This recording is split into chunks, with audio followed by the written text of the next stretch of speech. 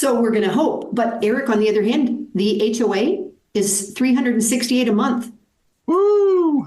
Yeah. Yeah. I'm like, and so when somebody goes, they look at the price, they go, yay. And then they're like, oh, but we have to have X number of dollars more. Welcome to Real Siblings, It Ain't Easy, a real estate podcast with the goal to educate, inform, and save their listeners time as they navigate the market and properties in their neighborhoods. Get ready to join real-life siblings and professional real estate advisors, Donna Reed and Eric Seemann, as they discuss how it may be simple, but it ain't always easy.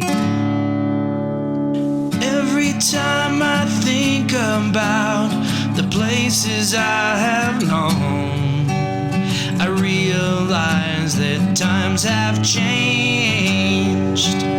So I'll do what I can to make this house into a home. Yeah, yeah.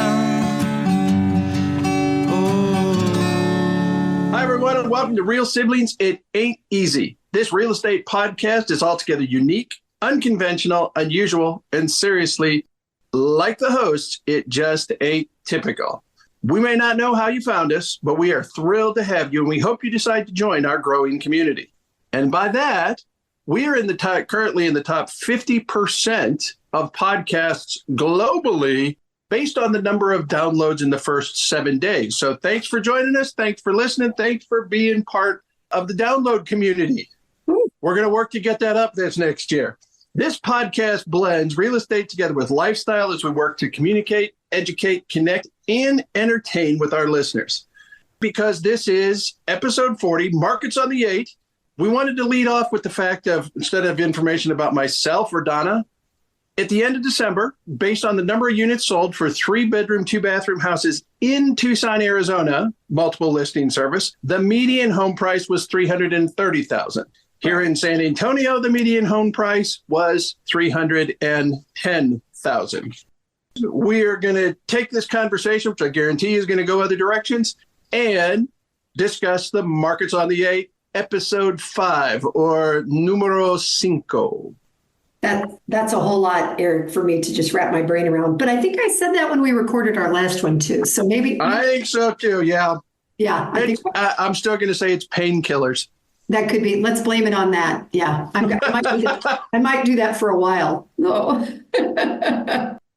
Eric, we talked a little bit about, what's been happening in the market, because clearly when we have conversations, we talk real estate, whether we're on a podcast or not, And in the last episode, we talked about the risks and the rewards, kind of a lot of risks of remodeling, doing, the unseen things that you have to do when you buy a home.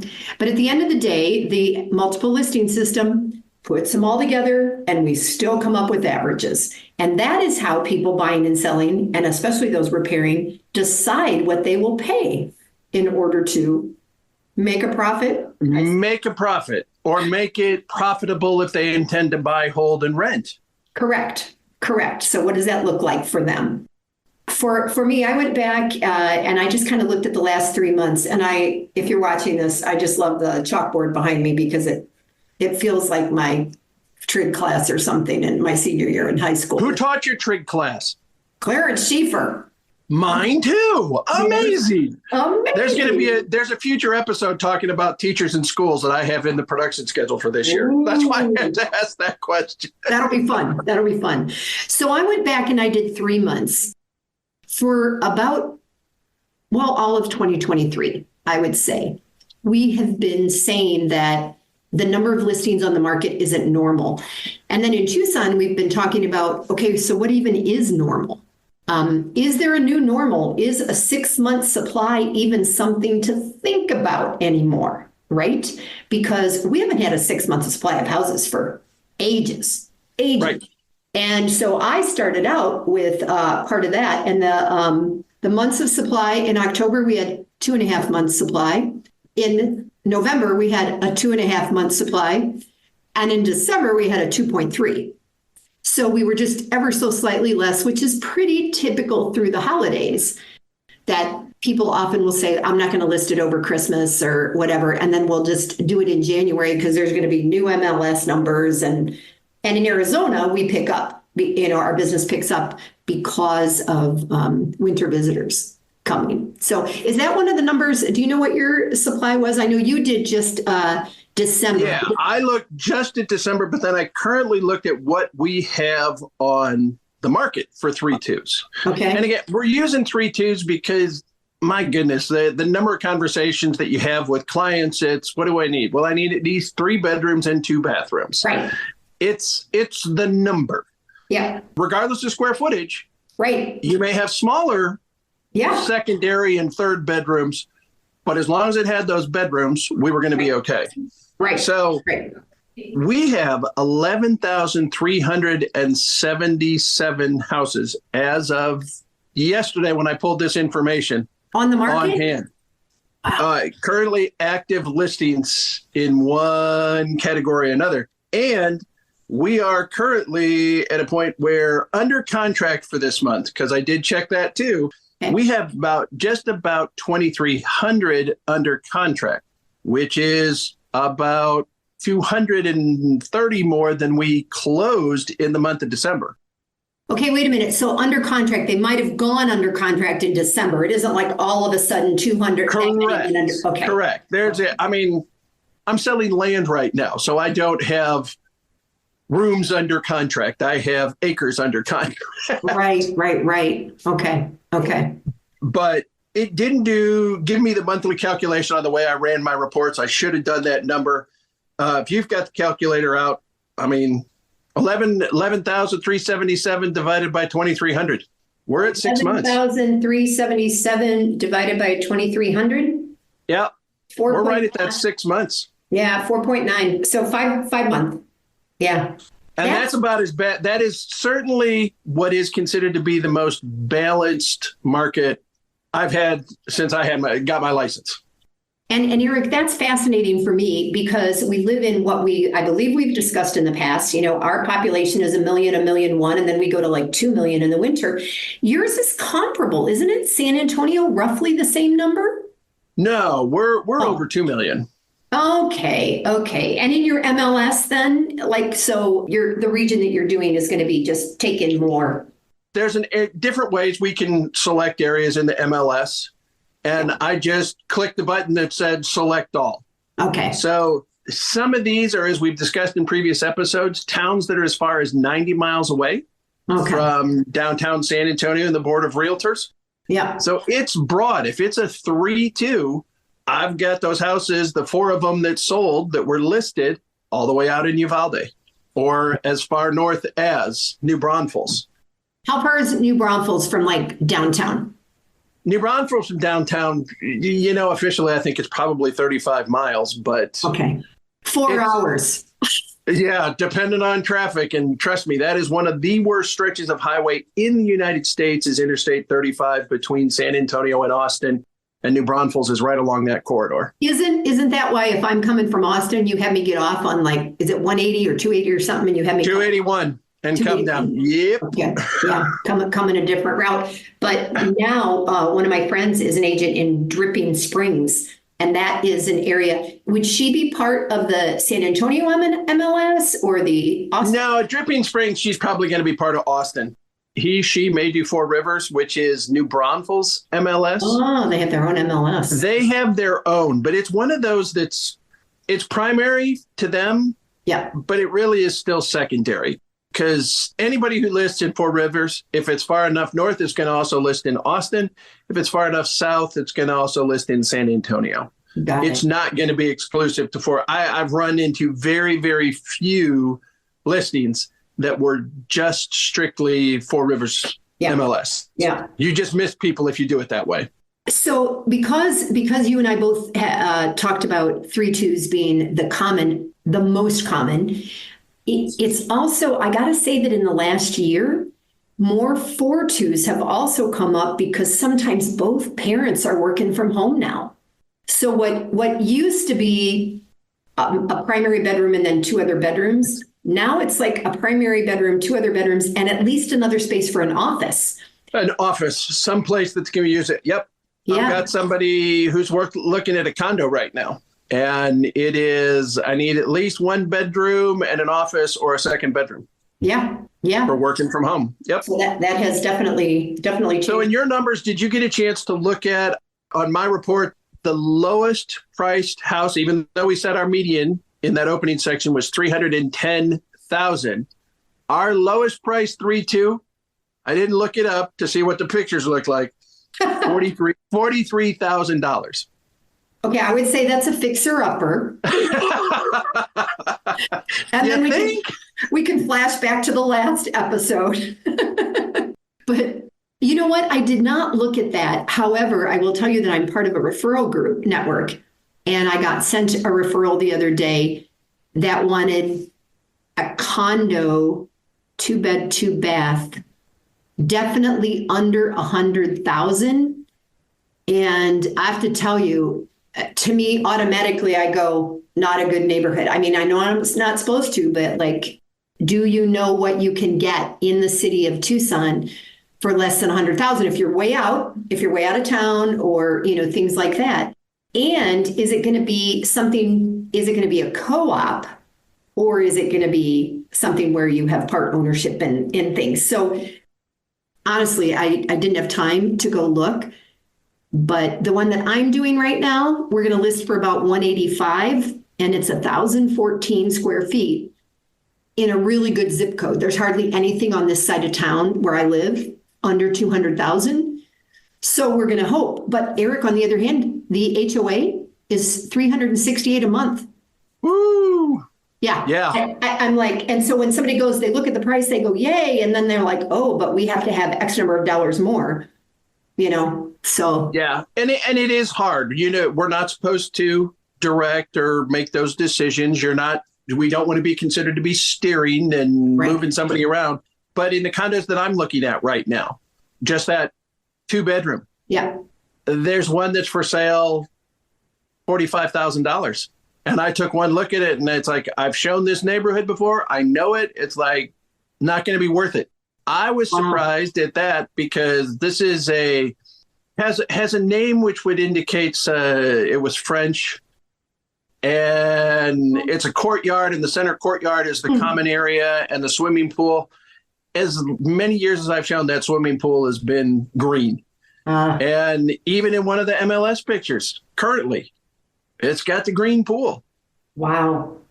And one of the door jambs that I remember seeing one time was a broken cinder block, which was propped up to hold the door open to get into the common hallway to get into the units. And I'm sorry, that's difficult to show. It's what some people can afford, but your heart is like, please don't let this be what you buy. Yeah. It is. So here's the difference. The same report that I printed out that I said the lowest cost 3.2. Yeah. The highest cost 3.2. $1,837,000. So $1,800,000 difference, essentially, between the lowest and the highest priced 3.2 bedroom is. And we wind up at 310 or 330 for. And we end up and you wonder why we can wind up at 310 as the median. Yeah. Where is? Do you know? Did you look to see where that 1.8 was? I did not. Okay. I did not. I was pulling the numbers fast enough, and I didn't go into the map. And when you're pulling numbers that big, our MLS limits the number of houses that'll show to us. So trying to find it when you've got over 2,000 units, that's going to be 4 different reports. Yeah. That allows you to access it, and can I see more and flip it over and that sort of thing. The other part about the market and the market price is the interest rate. So all the predictions that I hear, all the reports we started getting, towards the end of the year, the beginning of the year, is that we expect the Fed to lower some of the rates, and we expect the rates to go down a little bit. I don't expect it to ever get back to the 2.85 or the 3.5 or whatever, but maybe into the 5.5, range. And then we go back to the same thing that we went through before, where now there's competition for those homes that haven't sold because days on market have been longer. And so the balance, so now, yep, your interest rate's better, but now you're going to pay 10 or 15 or 20,000 more, whatever it is. for the same property. It's a crazy, crazy cycle, you know? It is. And as I'm looking at it, and I looked at some of the numbers, and of course you hear it and it's like, well, what does that mean to us from an interest rate standpoint? So we started out, according to what I saw, national average January of 2023 was like 6.63. And we ended up December at 6.69. So only about 0.3% on the national average for the interest rate. Now, during that time, it went as high as 7.8. And February was the low at just about 6.1. Interesting. So there was the fluctuation in there. And yes, right now I'm seeing the next 3-month prediction is taking us continuing in a downward trend where we're going to be somewhere right around that 6%. Yeah. Over the next 3 months.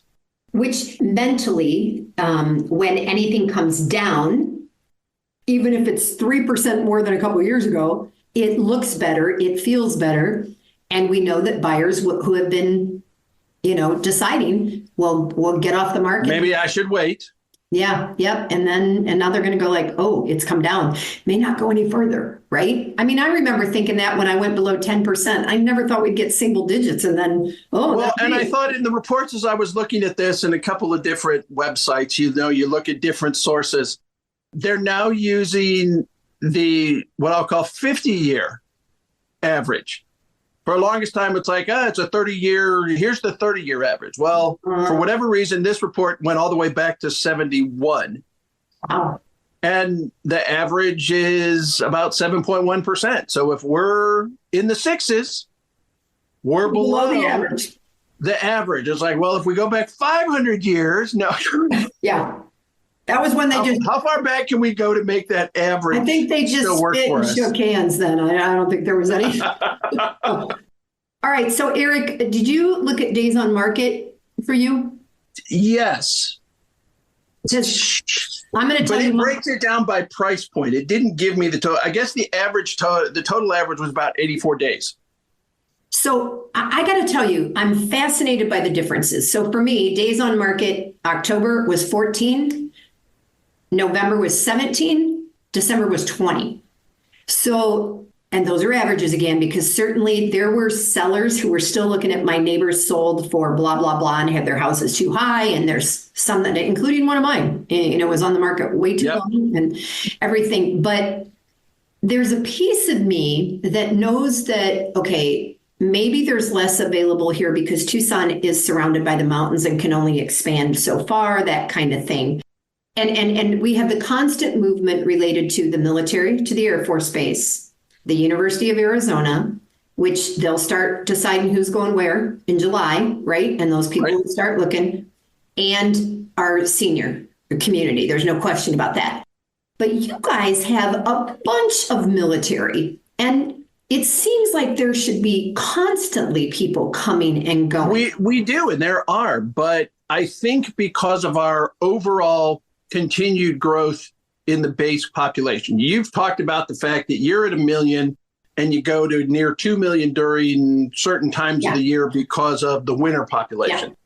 We have more consistent, stable growth. So we have builders building and developing all over. What I didn't look at in this report is seeing how much of this is pre-owned inventory and how much of it is new inventory. Last time we did this, and I looked at that, if we took out the inventory that was new, and as well as I do, when a house is new, and if it's being listed by a builder, as soon as they break ground and start putting the slab in, that thing's on the market. Yeah, yeah. So the number of months we had of new inventory showed it being somewhere around 5 months. Okay. But that's because it's taken that long to build them. Yeah, yeah.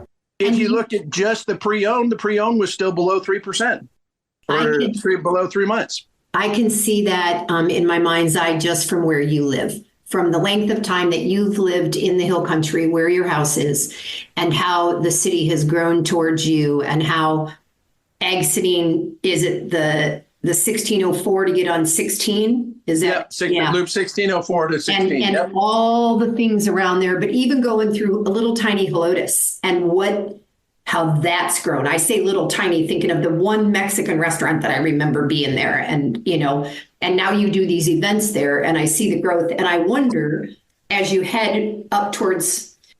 So, is your house considered in Pipe Creek or in Helotes? No, we're Pipe Creek. One of the roads that runs by us is Helotes. Okay. The zip code just the other side of the main road that we get used to get to our dead ends is Helotes, and it's even a different school district. And as we come towards you, and then I think about turning where we used to go to the church you went to and everything, but even up your mountain house, those roads up there, Timber Creek, is that what it is? Timber Creek and Mountain Creek. And even the new homes up there in the 20 years or however long you've been in your house there. And they get closer and closer and closer. And we have one that is close enough now we can see without any kind of binoculars or anything else to try to improve our vision. We can see the framing going up. Really? It's that close now. Wow. It's just fascinating. So even as we think of the wide open spaces, those spaces are getting filled in. And do you have a minimum acreage out where you live that people have? Yes. In order to have a well and a septic in Bandera County, you have to have 5 acres. Okay. That's kind of the minimum threshold. Yeah. The other thing that I was looking here at the the inventory. So, I scribbled my own notes. I didn't print out a pretty graph like you did. Yeah, the pretty graph that you can't see now because I had to change recording devices. I know. So because my computer is fighting me. So when I think what it was when I first opened it up to just say, okay, 3 2s in October, there was 342 that were active. In November, there was 301. And in December, 289. So if somebody comes looking for the most popular size, they have 850 or 289 to choose from. And that's from the border, like Sierra Vista, all the way up to almost Casa Grande. Casa Grande, right. So that could be a 3-bedroom, 2-bath manufactured house in the country. Yeah, I was not selective on that either. It's like, is it a townhome? Is it a garden home? As long as it was a 3-2. Yeah. And then our average, we had said that the median was 330. Our average in December was 364. So what was your average in December? Was it a little above that 310? The average was 349. Okay. So the median was 310. The average was 349. Interesting, which shows you a little bit about that differential between the 45,000 and the 1.8 million. Yes, it does. Kind of thing. What do you think that this says for buyers and sellers? Like if we're really talking to people seriously about real estate. Definitely for buyers, it gives us more negotiating room. Certainly here, I think sounds like here more so than you have. Yeah. Because at 5 months, we're as close to 6 than that balanced as you've ever been. So you're asking and are able to ask for a lot more from a negotiating standpoint, especially if it's been something that's closer to that average days on market. The sellers are getting a little bit itchy. From a seller standpoint, you have to really be ready. And I prep my listing clients to let them know we can expect whatever we listed at, the offer is going to come in less. And do you think that I had a buyer that asked for 6% in closing costs to help buy down the rate and to pay some of their costs? Right. Oh, yeah. Rate buy downs are definitely have been part of it. Now, since we're starting to drop again, like you said, is that going to be something? And if someone is properly budgeted and worked with a loan officer who's going, look, here's what you can qualify for, but we know this and this are going to go up no matter what. Your taxes and your insurance, they're going up next year. That's going to change that payment. Yeah. So if you're aware of that and they understood that based on where they were at and they bought correctly the first time, then they're in a pretty good position. And they don't need to look at, hey, in 3 months, let's do the refinance, even though some of our lenders are offering a 12-month no-charge refinance if the interest rate drops substantially. Say that again, a 12-month no charge. So the lenders They're not are going to out, have a refi charge. and they're not going to have the refinance charges associated with refinancing the loan if they do it with the same mortgage lender that they started with. Yeah. Yeah. And that was a selling point for the mortgage companies going, hey, Right. here's what we can do. We can't change the interest rate now, and you need to move, but we can look ahead and we can offer you this. Yeah. Yeah. Agreed. So Agreed. Interesting. it is interesting to us. I'm hoping our listeners find some of this valuable. And of course, each of our markets is still regionalized. What's happening in Arizona versus what's happening here in San Antonio or up in the East Coast certainly depends on, and you need to work with an expert in that area. There's a reason we call this It Ain't Easy, because there are many, many, many moving parts. Right. And, we're going to have to decide when and how we're going to talk about the class action lawsuits, which nobody wants to talk about. But does Arizona have the copycat? Texas does. This is all I know. All I know is that I am now required to have specific new documents signed and have that discussion with every buyer and every seller about commissions. And Eric, the other Eric, the young man that's helping me that is selling up between Phoenix and Tucson and some of the more rural areas, he told me that the listings the other day are at a 2%, a 1.5%, a 2.5%. There's definitely a variety of commissions in that area.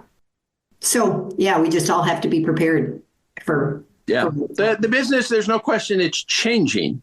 But what I see and what I've looked at from that standpoint is how many buyers looking at an agent as a commodity are going to say, I can do it alone. And if you're on the listing side, what does that mean to you from far more work from a listing?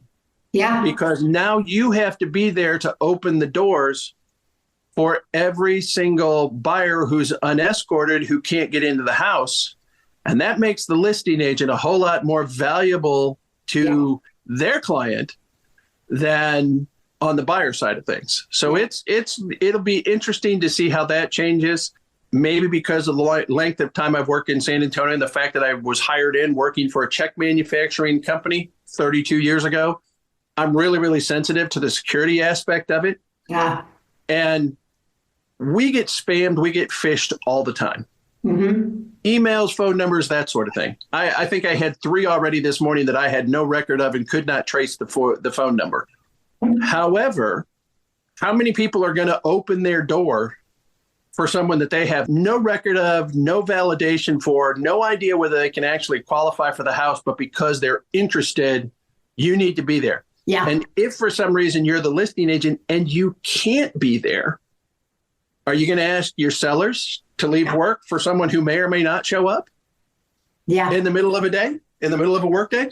It's those things I don't think are contemplated by the attorneys representing the parties in the class action. That could be. Aye. All righty, brother. All right. You know that I forgot all my paperwork when I came to the office. Yeah, you forgot all your paperwork. Well, we want to thank you for listening and joining us on this episode of Markets on the 8. Woo, so exciting. It's the nuts and bolts. It is what we really do. We look at this stuff on a regular basis, and it's our job. It's your realtor's job to know that information. Remember that Donna is an agent with Keller Williams Southern Arizona in Tucson, Arizona. I work with Keller Williams Heritage in San Antonio, Texas, and the surrounding hill country. If you need professional advice in those areas, reach out to us, give us a call. All of our contact information is always in the show notes on every single one of our episodes, wherever you listen to our podcast. If you need assistance around the country or around the globe, we have a network of professional real estate agents that we can connect you with. It's our job to help you find the perfect home to build your wonderful life. And And until next time, I'm Eric. And I'm Donna. And we are Real Siblings. Thanks all. Every time I think about the places I have known, I realize that times have changed. So I'll do what I can to make this house into a home. Yeah.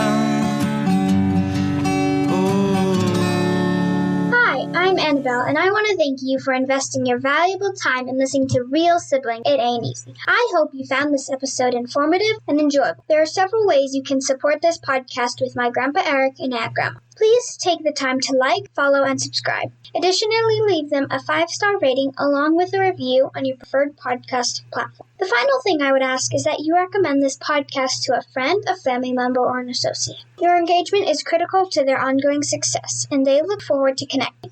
Check out the show notes Grandpa put together with their contact information, including emails, phone numbers, and website. And remember, the Real Siblings look forward to hearing from you.